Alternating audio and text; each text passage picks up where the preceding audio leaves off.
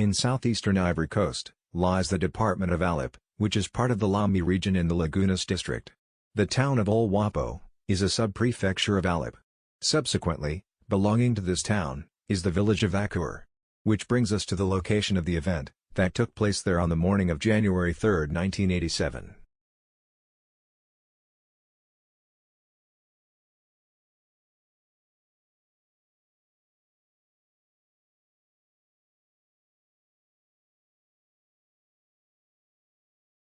We now find ourselves in the city of Abidjan, one of the country's largest cities, and its economic engine.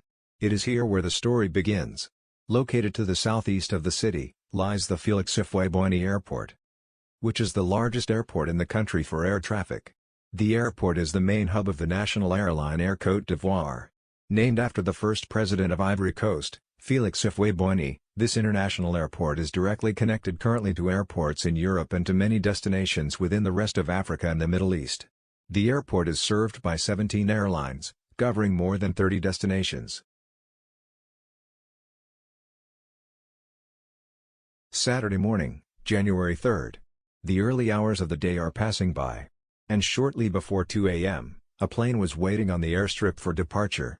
This plane was Varig Flight RG797, which was scheduled as a passenger flight to Rio de Janeiro, Brazil.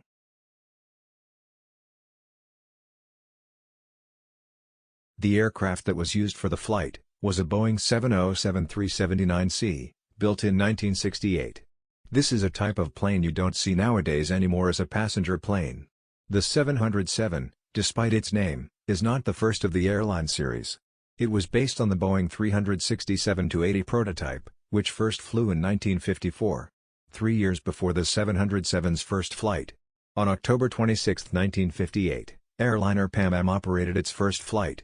After their last passenger flights by the Iranian Saha Airlines in April of 2013, the aircraft now functions only as a military craft.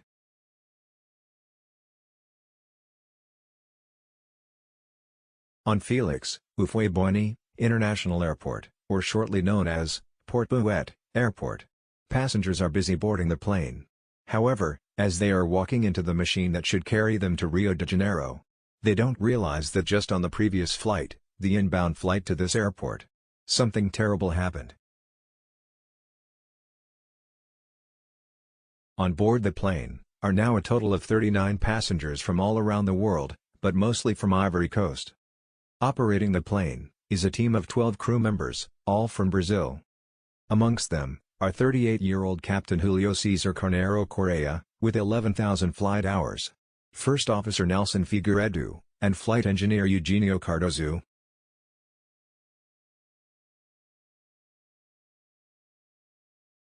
The takeoff was executed according to plan, which is no easy task, given the 707 has no automated systems, and needs to be operated fully manual. The first moments in the air passed smoothly without any worries. But then, after about 20 minutes, the cockpit was met with a sound.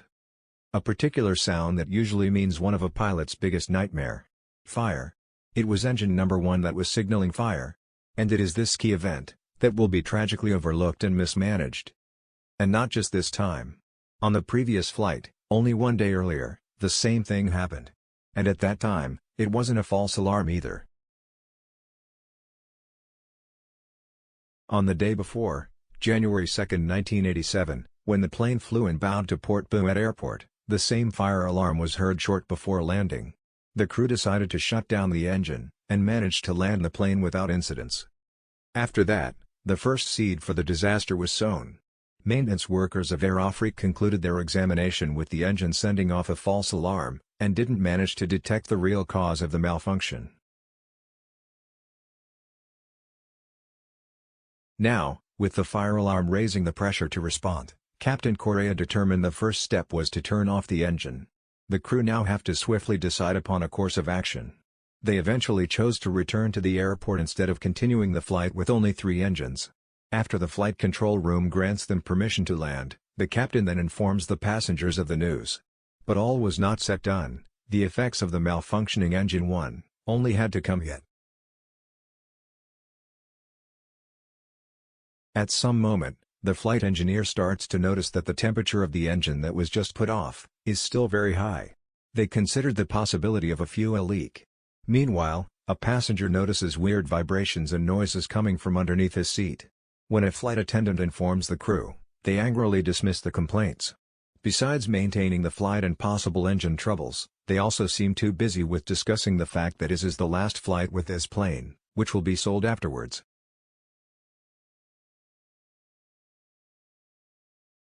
As the lights of Abidjan came into view, the plane was approaching the airport, and soon the first airstrip entered view. In contrast to the air controller's suggestion to choose runway 3 to land on, the shorter option, the captain found runway 21 the best choice, since it had instruments to guide the pilot, while number 3 relied entirely on view. However, this choice had to come with another problem in exchange.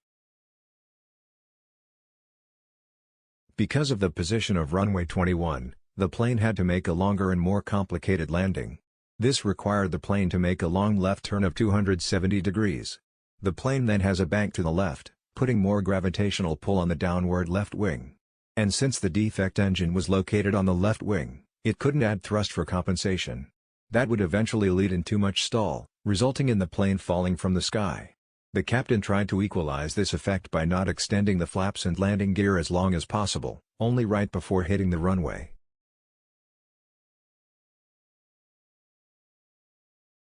In the end, this approach turned out futile for landing the plane safely.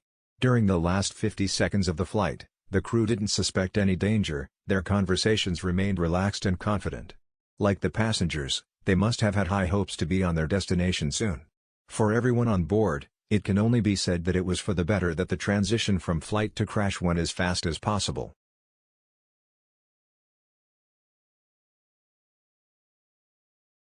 In the final 20 seconds, everything seemed to happen at once. The last thing the crew heard was the foreboding sound of the stall warning. A combination of realizing their fates and desperate last attempts must have hit the crew. The plane was at an almost 90-degree angle, not even the references of light could be used by the captain. As a last reaction to the immense stall, the plane activated its last burst of power, briefly lifting the nose in an upward position. And the artificial horizon falsely adjusting the display. This in combination with the sudden flipping plane led the captain in a confused state called spatial disorientation, where someone can't tell their true altitude.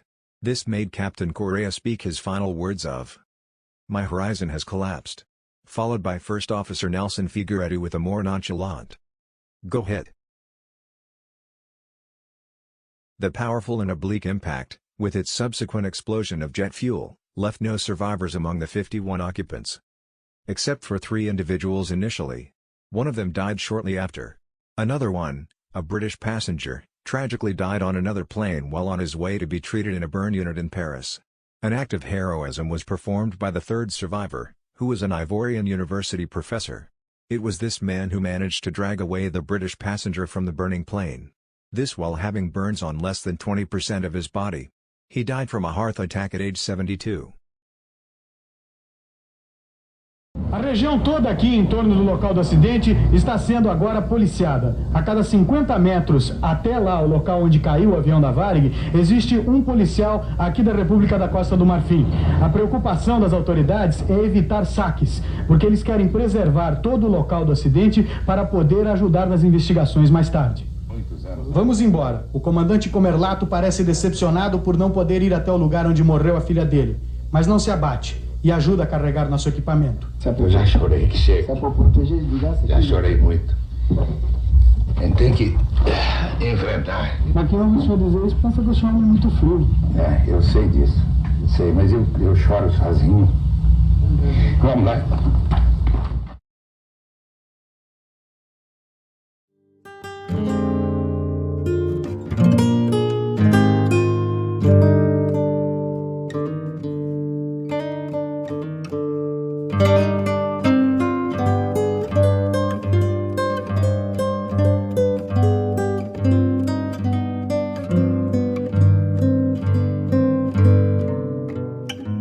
Obrigado.